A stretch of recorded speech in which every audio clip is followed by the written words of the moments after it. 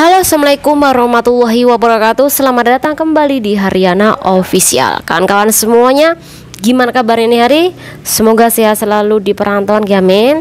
Semoga kawan-kawan semuanya dipermudah segala urusannya, dan semoga kawan-kawan semuanya dijauhkan dari mara bahaya. Tak doakan mbak-mbak yang selalu nonton video ini, semoga sampean-sampean semuanya ini rezekinya barokah selalu dan sukses selalu di perantauan, mbak. Moga-moga sampean besok lek pulang kumpul sama keluarga, pokoknya berhasil dan sukses menggunakan tabungan sampean ini, semoga barokah nggih. Amin ya robbal alamin.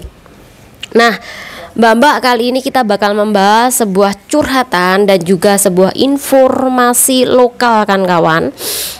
Dan informasi lokal ini mengenai PRT asing di negara Hong Kong. Jadi dua-duanya ini membahas tentang masalah TKW Hong Kong.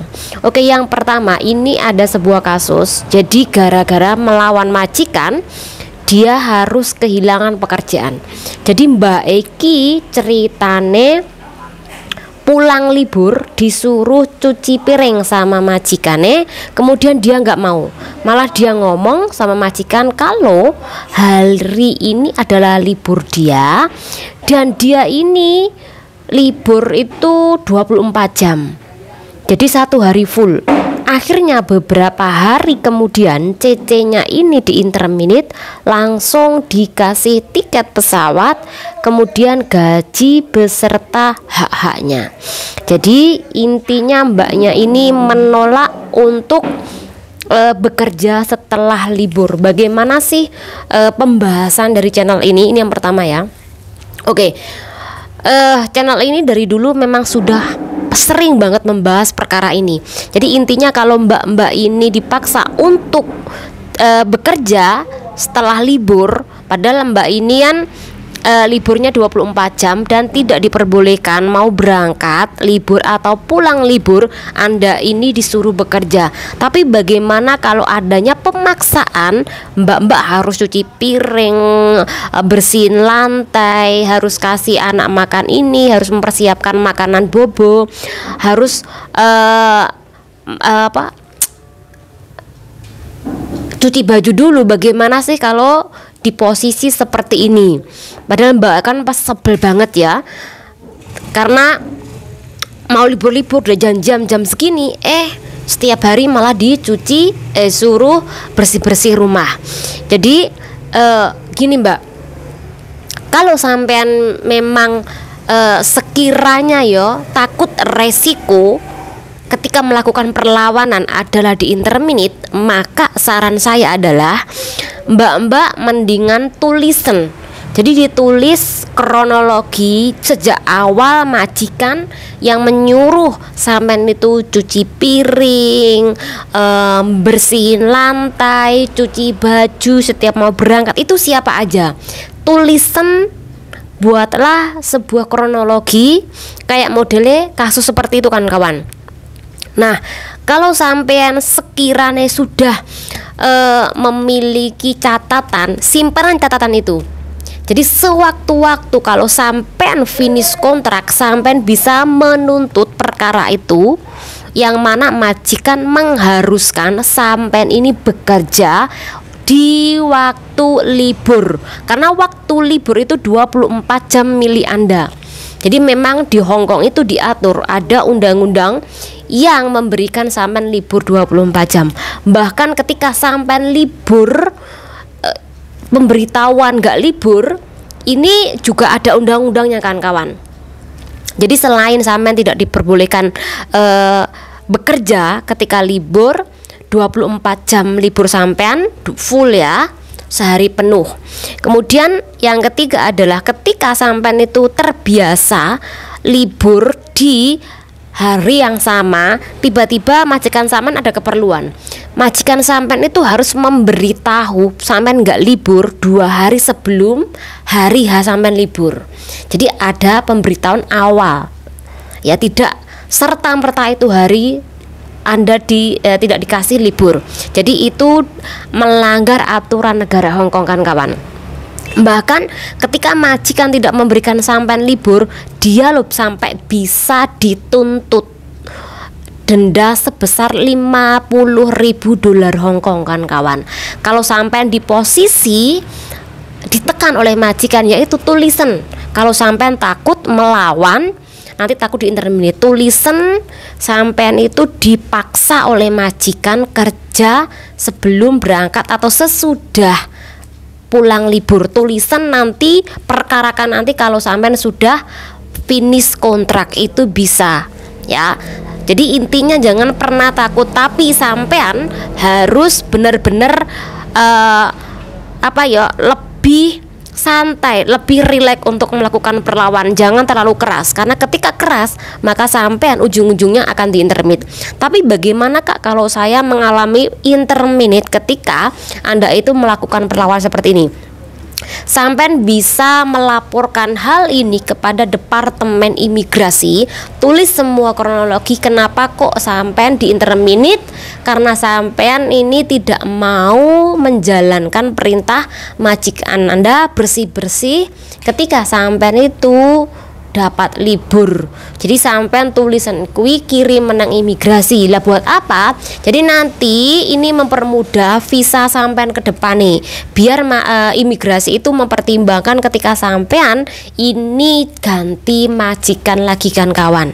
Jadi intinya penting banget sampean melaporkan ke imigrasi ya. Semoga bermanfaat. Ini yang pertama. Yang kedua kita bakal membahas. Jadi ada sebuah berita lokal.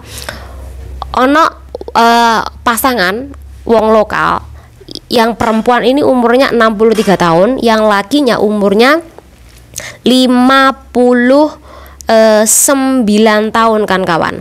Mereka ini memiliki agensi. Nah, agensi ini dibuat oleh mereka untuk merekrut para pekerja migran asing di negara Hong Kong, dan mereka ini rata-rata mempekerjakan PRT untuk bekerja di orang lokal ya. Tetapi mereka ini agensinya tidak terdaftarkan kawan, dan mereka ini memang bekerja cukup lama. Tetapi mereka tuh kena apesnya kemarin awal bulan ini. Mereka ini ketahuan ketika mengajukan kontrak terbaru untuk Mbak E yang cari majikan di situ. Ternyata kontraknya dia ini alamat dari majikan yang mengambil CC ini kok sama dengan majikan lainnya. Jadi adanya kesamaan dan adanya kebohongan di dalamnya, akhirnya permasalahan kontrak baru yang mereka ajukan dari agensi ini, dilimpahkanlah kasus ini ke Biro Investigasi untuk dilakukan penanganan dan kejelasan apakah benar agensi ini melanggar aturan. Ternyata setelah diselidiki kan kawan, agensi ini telah membuat kontrak kerja palsu, dan di situ sebanyak 26 kontrak kerja dicurigai dari agensi ini kan kawan. Dan dari 26 kontrak kerja mereka ini menggunakan 20 majikan dengan alamat yang tidak sesuai dengan kontrak kerja aslinya. Jadi majikan pun mereka juga melakukan penipuan untuk mengelabui imigrasi Hong Kong kan kawan. Kan persyaratan untuk mengajukan visa kerja kan salah satunya adalah si majikan ini harus memberitahu bukti keuangan berapa-berapa gitu ya. Kemudian yang kedua adanya alamat majikan. Nah ini palsu ternyata. Ini palsu, dan ada sebagian ini yang sampai sama dengan kontrak kerja orang lain. Kemudian adanya kesamaan dari, kan biasanya kan mengajukan visa majikan baru atau mungkin renew kontrak kan persyaratan ada yang memakai token listrik itu ya, listrik milik majikan. Nah itu juga bisa buat persyaratan. Itu pun juga ada yang kesamaan kan kawan, karena banyak sekali bukti-bukti yang mengarah pada kesamaan. Nah barulah imigrasi ini bergerak kawan-kawan.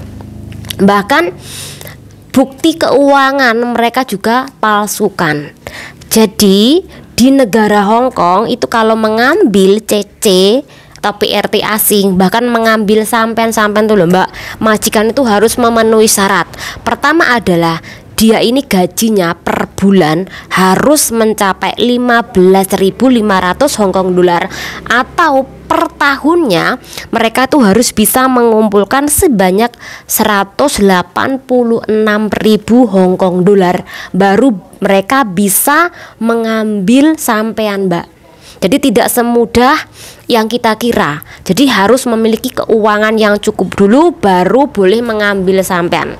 Jadi tidak mungkin kalau majikan tidak memiliki uang ketika ngambil sampean, kecuali majikan itu melakukan peminjaman kepada saudaranya agar uang tersebut itu tetap berada di rekening majikan Anda. Itu bisa saja. Memang kejadian dulu pernah ada.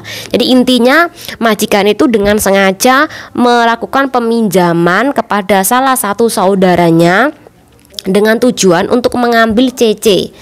Dan akhirnya ini ketahuan kan kawan, ketahuan bahwa majikan itu memang tidak cukup persyaratan untuk mengambil CC baru kan kawan. Nah kemudian persyaratan yang ketiga, ketika si bule atau mungkin orang Inggris ataupun orang Kanada ataupun orang bukan warga lokal lah, ini kalau mengambil CC dia itu harus memiliki visa kerja dan visa tinggal. Jadi tidak sembarangan mengambil sampean-sampean untuk dipekerjakan ke tempat mereka. Mereka cukup duit nih di dalam rekening mereka, tetapi mereka tidak memiliki visa tinggal, visa kerja tidak bisa kan kawan. Jadi harus adanya visa tinggal, harus adanya visa kerja, baru bule-bule itu bisa mengambil sampean semuanya Mbak. Oke, jadi kemudian karena adanya penyelidikan kasus ini, yaitu ketahuan baru bahwa sebanyak 5 PRT asing ini terlibat di dalam kasus penipuan mengelabui imigrasi Hong Kong kan kawan.